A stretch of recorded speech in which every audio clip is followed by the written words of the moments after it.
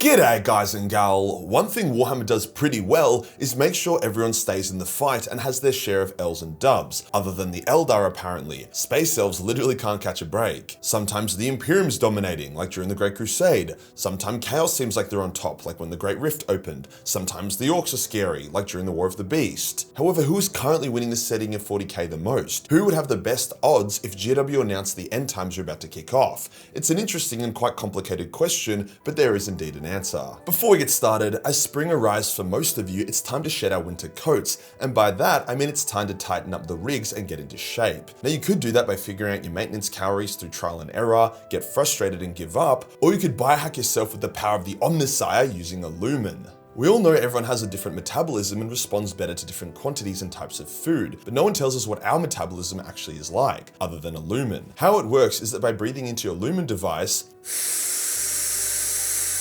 it can detect your metabolic activity and then tell you the most optimal path forward. For me, the biggest help from Lumen was telling me to carb up before workouts for better results, and I genuinely started hitting more PBs and feeling better in the gym after that. The Lumen also gives you daily macro targets, and it also syncs up with your other health apps to give you a complete view of what's going on. Basically, it takes out all of the guesswork and mucking about, giving you the exact info regarding what you need to make it as easy as possible to achieve your goals, whether that be burning fat, building muscle, or both. So to get your Lumen for 15% off, then go to lumen.me/Majorkill or scan the QR code on screen. This is the best way to kickstart your lean and mean journey. Cheers to Lumen for sponsoring this video. Today we'll go over each faction's current position in the power struggle of 40k to determine who is actually winning. Let's get into it.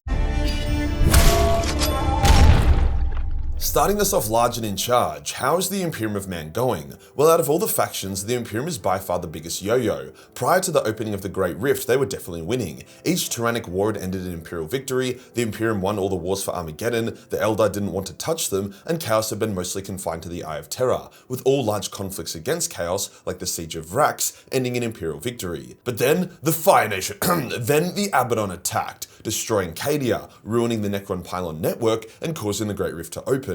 The opening of the Great Rift fucking sucked more dick than your mum. It knocked the Emperor out, temporarily winking out the Astronomicon, which in turn allowed a huge Khornite host to materialize on Terra and almost kill the Emperor. It caused millions of ships mid-warp travel to become lost or destroyed. It consumed hundreds of Imperial worlds and turned them into demon worlds, with thousands more getting sieged by demonic hordes. It also cut the Imperium in half. Overall, a terrible time. A total defeat was only prevented by the desperate resurrection of Guilliman, who sprinted to Terra in time to save it, before then creating the Indomitus Crusade, which stabilized a lot of the Imperium, driving back Chaos from a near victory and forcing Abaddon to take a step back and come up with new strategies. The Indomitus Crusade would secure Imperium Sanctus, the side of the Imperium where the Emperor's light still reached, whilst Imperium Nihilus would start to come under somewhat control as Dante and his Blood Angels fought to hold it together. So overall, the Imperium is slowly rallying as it reconciles its might and adjusts to the new shithole state of the galaxy. Guilliman would go on to win the Plague Wars, benching the Death Guard hard, and is now turning his attention on taking on the Silent King and the Tyranids. In the meantime, the Lion has also returned, a massive dub for the Imperium, as he battles on Imperium Nihilus, destroying Chaos warbands, Tyranid forces, and everything else that needs slaying, to be honest. So whilst I wouldn't say the Imperium is cruising, they are significantly more stabilized and now have 2 return loyalist Primarchs. Also, there is the Emperor waking up, which is cool, but until we see that develop, it's hard to know how much of an advantage that will give the Imperium. Now let's look at Chaos. For the longest time, the Ruinous powers were on the back foot. Whilst they theoretically had an endless tide of demons and technically have near limitless power due to the warp, they need their mortal followers to establish footholds that they can exploit. For example, during the Heresy, when Chaos was powerful as fuck, they were able to create fortresses and structures the size of star systems using their infinite warp power,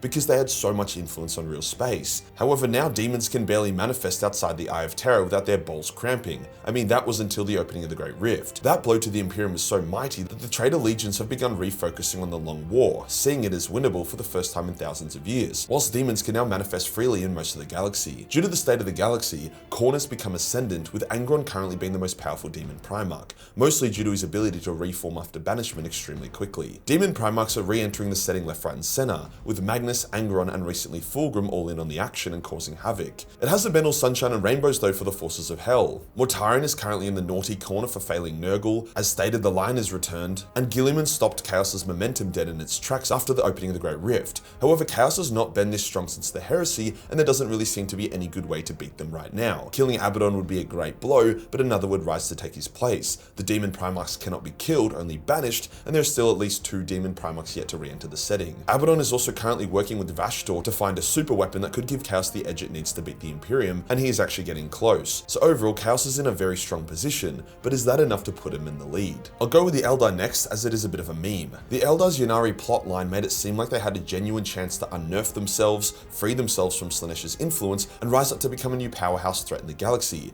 Instead, we got to see them be Gilliman's sidekicks, get their ass whooped by a shard of some random new Slaaneshi demon, before their plotline abruptly ends with a yeah, so you can't really progress any further. Now GW seems to be moving away from the Ynnari entirely, with even Eldrad abandoning their cause. The major craft worlds are getting smacked one by one, with Ulthwé currently being attacked by a united Nightlord Legion, Baal Tan was shattered, Iyanden is mostly a Wraith craft world, and I bet the others have some unlubricated cock heading straight for their assholes as well. Despite their awesome model range refresh recently, the Eldar's lore is as stale as an 80-year-old hooker's gash, so this is one of the few factions I can comfortably say is not currently winning the setting of 40k. Maybe there will be some lore developments, since it appears that Fulgrim is wielding the final Crone Sword, so if the Eldar can take that off him, then maybe they can awaken Yned and do something cool with that plotline, but I wouldn't hold my breath. As for the Exodites, winning isn't in their vocabulary, and the Dark Eldar are barely holding their own domain together, let alone worrying about any sort of conquest. I don't know about the Harlequins, those guys are hard to track. Another faction that isn't winning but maybe one day could is the Tau. The Tau are the only faction in 40k that are not stagnant or decaying. They are constantly expanding their territories via sphere expansions and are constantly upgrading their technology. In a few centuries or millennia, this could result in them becoming the most powerful faction, but they have to last that long. Recently, their 4th and 5th sphere expansions came crashing down when they fought a small fraction of the Death Guard Legion. Although the Tau won at great cost, let's put that into perspective. A sphere expansion is the greatest focus and concentration of Tau military assets at any given time. They had 2 sphere expansions worth of forces that went up against a small portion of the Death Guard, who themselves are a small portion of all traitor legions, who themselves are a small portion of the total might of chaos. So yeah, the Tau aren't winning anything big anytime soon. They just need to hold on until their tech is so advanced it makes the Necrons look like Neanderthals. Speaking of which, how are the Necrons tracking? A lot of people are confused by the Necrons. They have the most advanced tech, most of which they used and have kept since the War in Heaven, a time where gods fought in real space, a war that the Necrons technically won, yet they barely seem to be impacting the setting. Many people say, oh, that's just because they're sleeping. When they wake up, it's game over. Sorry to break it to you, but most of the Necrons have already woken up. At least the Necrons that matter. It's just that with their newfound freedom granted by the Silent King, most of them just want to keep random retards off their lawn or infight with rival Necron dynasties. Only Imhotep the Stormlord and the Silent King have any true ambition for total victory, and those 2 powerhouses are fighting each other as well. To the Silent King's credit, he's trying to create and expand the Pariah Nexus, a region of space where the warp is dead. His goal is to expand the Pariah Nexus to encompass the galaxy, meaning no more chaos, no more Eldar, no more Tyranids, as the hive mind is a psychic connection. Even the humans would eventually die out, as humans within the Nexus experience their souls being smothered, and it really bums them out. Basically, it would be a warpless galaxy, free of psykers, warp travel, and even souls. Only the Tau wouldn't mind it. However, with all the Necron infighting and the Imperium throwing up stiff resistance, including Gilliman coming in person, the Pariah Nexus is mostly contained for now. But it's cool to see the Necrons actually have a plan that they are actioning that could result in a total victory. A bit of a wild card now. What about the Tyranids? Well, the Tyranids are either the greatest or second weakest threat to the galaxy right now, behind the Eldar obviously, depending on how many more Nids are waiting to invade the Milky Way.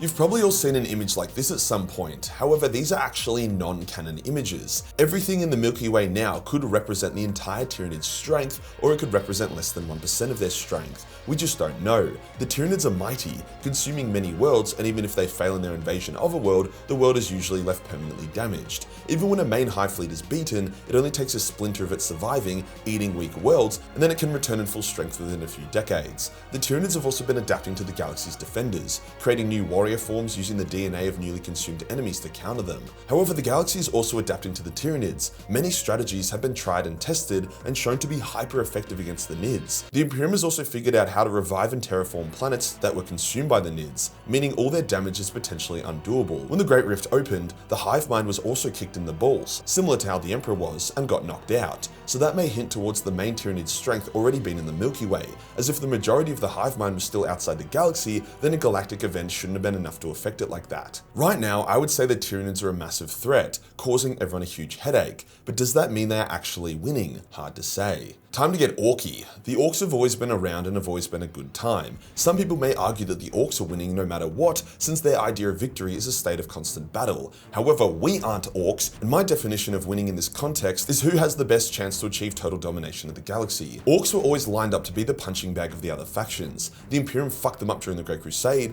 the Tau have been fucking them up on numerous occasions recently, as have even the Eldar. However, with the rise of Gazkul, things are turning around. After the end of the Third War for Armageddon, Gazkul has rallied the biggest war the galaxy has ever seen, featuring countless billions and billions of orcs on millions of orc ships. Where this green tidal wave will crash, I am not sure, but it will be epic as hell. However, the orcs also did recently lose the Octarius War, an all-out system-spanning war between the Tyranids and the orcs, with the Tyranids finally winning and coming out of the conflict turbocharged due to all the biomass and experience they gained. Perhaps Gaz will use his mega army to halt the Tyranid onslaught. Perhaps he'll use it to spank Angron for potentially killing Yarick, or maybe he'll bring it crashing down on top of one of the newly returned Loyalist Primarchs. It's hard to say, but the orcs currently do have a big fist that they're ready to annihilate someone with. As for the leagues of Votan, yeah, sure, you can giggle and be like, okay, Majorkill, yeah, the midgets are winning, and that is a fair take. However, we need to remember that one of the Imperium's victory conditions is rediscovering an intact STC, which would return their tech to Dark Age of Technology levels, which is when they're unstoppable. The leagues have intact STCs.